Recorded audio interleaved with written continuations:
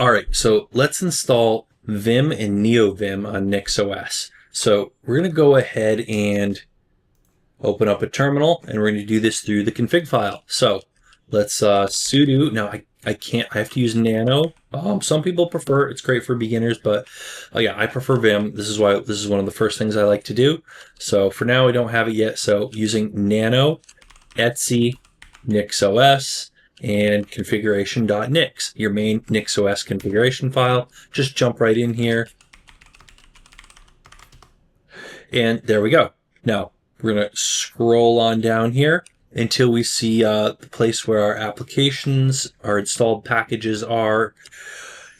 And right here. So here we have already commented out here. We have Vim. So just uncomment that. And now you have Vim.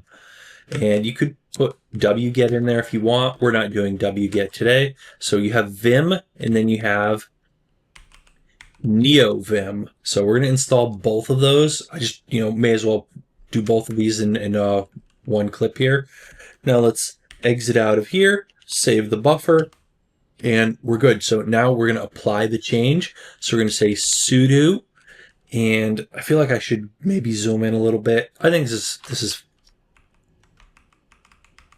I probably should have zoomed in before making the change in that file. Anyways, we're going to run NixOS -rebuild switch. And what this is going to do, this is going to apply the configuration file, install any packages or configurations. In this case, we're just adding 2 packages, and it's going to switch over to this new configuration right away. And then next time we boot up, it's going to be the default configuration. So I'm going to run this.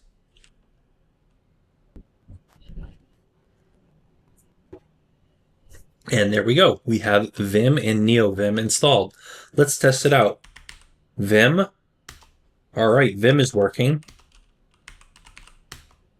Neovim is working. All right, we've got both of our preferred editors installed. I usually just use Vim. I might start using Neovim soon. So anyways, this is a perfect opportunity to take another quick look at our, if we want to change it, we'd need sudo still, but let's take a look at our configuration file using Vim.